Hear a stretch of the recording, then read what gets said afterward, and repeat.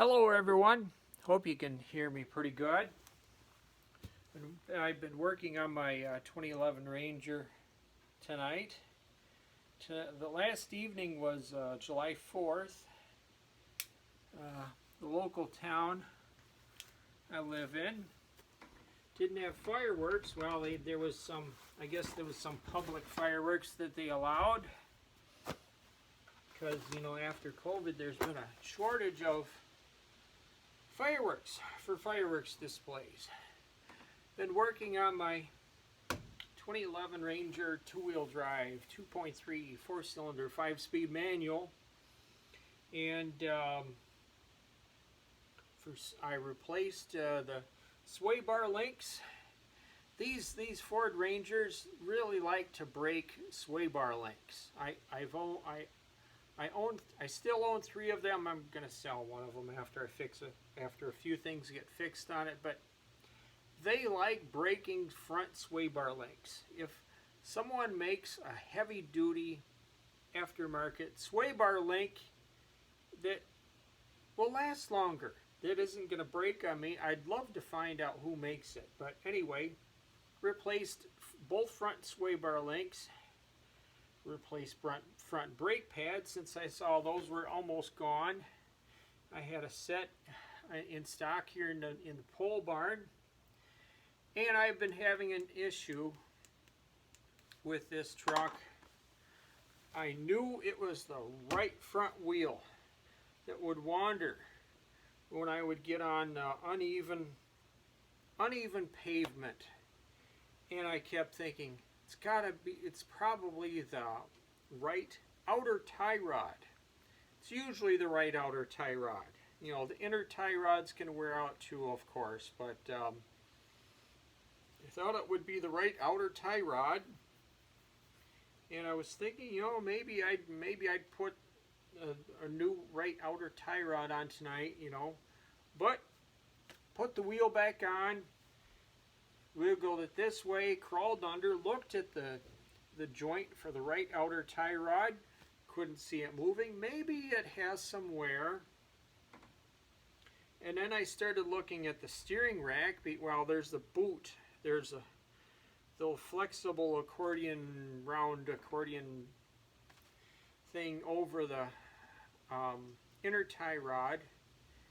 And I didn't sense any movement on the, you know, there is an actual ball joint for the inner tie rod on the end of the steering rack. But the thing with these Rangers, and probably a lot of other cars, even with the steering locked, when you move it, the steering rack is still going to move just a little bit. So, you know, to check for you know, a weak tie rod, you grab the left side, right side, move the tire this way. Make sure you're careful. I do have a floor jack under the center, I guess what you call it, the center beam of the frame underneath the engine. Plus, I have a jack stand under the frame behind this wheel, and I have one under the frame behind the other wheel. So please be careful when you're working on your vehicle. And I'm hoping my phone will actually pick up this sound. After I thought, well, it's not the tie rod, I started grabbing on top, you know, at 12 and 6, you know, because you know, look at it like a clock. That's how mechanics describe it. On your left is 9 o'clock, on your right is 3 o'clock. On your top is 12 o'clock, on your bottom 6 o'clock. And make sure you're not going to drop the vehicle on your hand when your hand is under the tire. It's a good idea to have someone close by as a helper in case there is an accident. So I got under here, started moving it around. Can you hear that?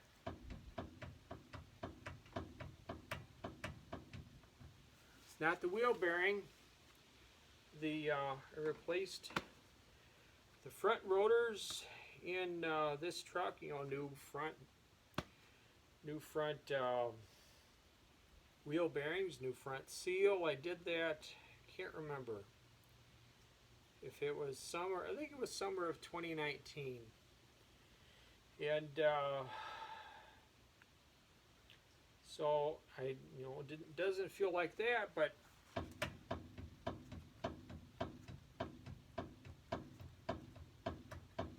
yeah, I hope you can hear that.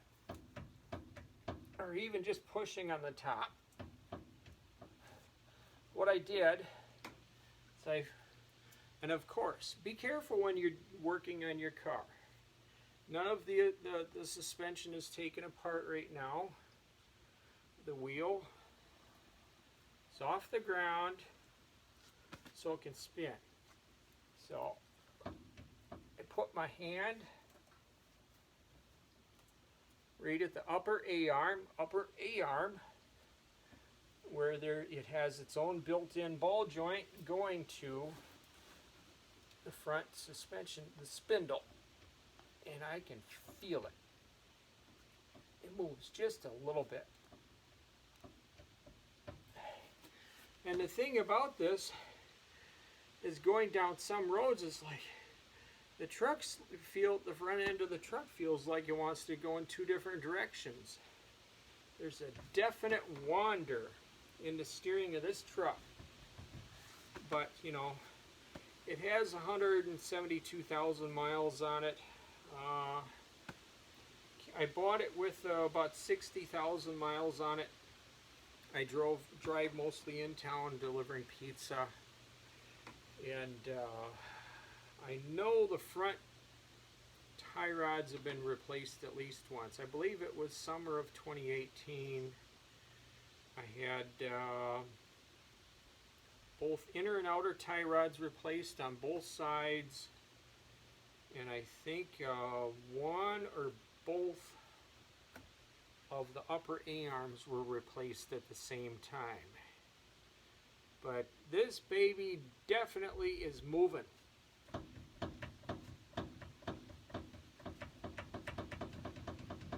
So, I mean, on some lanes, I literally have been wondering for the last month, the steering moves around enough that I thought, darn, do I have a tie rod about to fall off? And nope.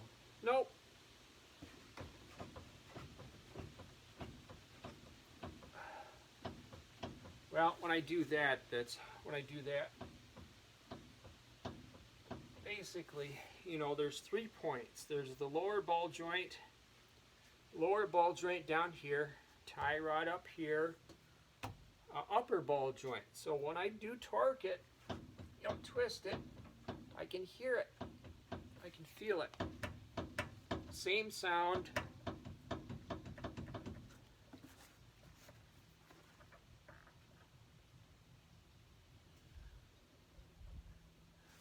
There's a chance that the lower ball joint is starting to wear out, but there definitely is something going on with the upper ball joint.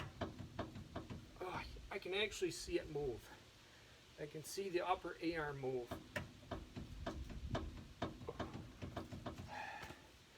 So, this is a surprise for me. Because I'm usually, when something's good and getting loose, I'm replacing an outer tie rod. It's not too bad of a job. It's a good idea to have on hand multiple size pickle forks. And let me grab some of these tools here. Got them very handy, right close by.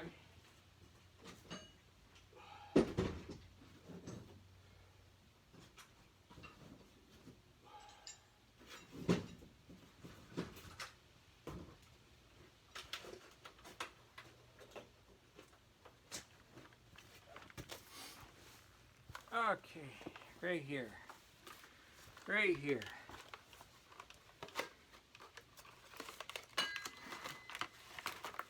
Here's a pickle fork. You don't use this in your kitchen at home. You use this for getting your tie rod off the end of the steering spindle. Here's some more pickle forks. I got these years ago. These are actually made, I think these were made so you can use them. There's a medium sized one. Wait, no, a little bit bigger. Bigger. And then these can screw on. Well, okay. These can screw on. See, the head of this one is mushroomed from me hammering on it, and that's pretty normal. So this can screw on to these different size pickle forks.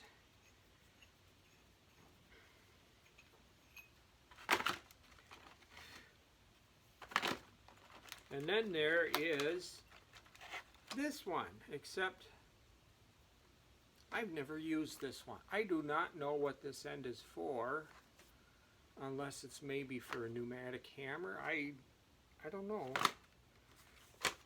But anyway, and then there's the tie rod end puller.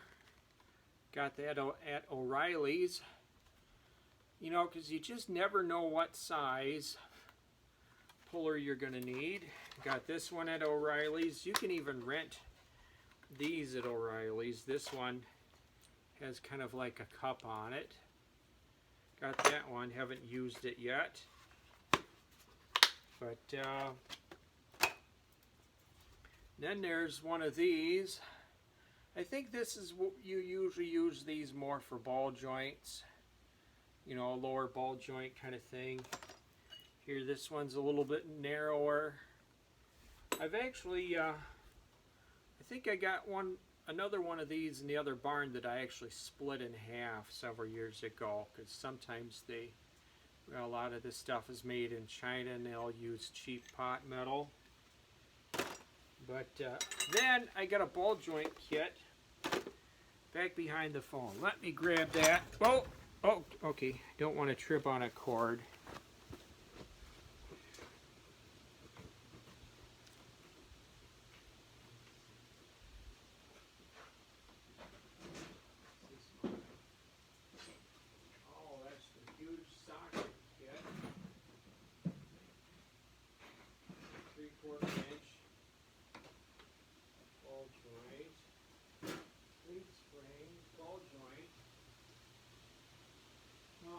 Darn it, did I bring it home?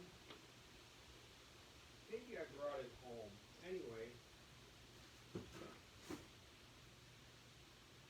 I thought I had a ball joint. Thought I had a ball joint kit, but maybe I have that at home. I doubt that I ever borrowed it to anyone. I just almost never borrow anything to anybody. So let's get the phone in close here and move the tire.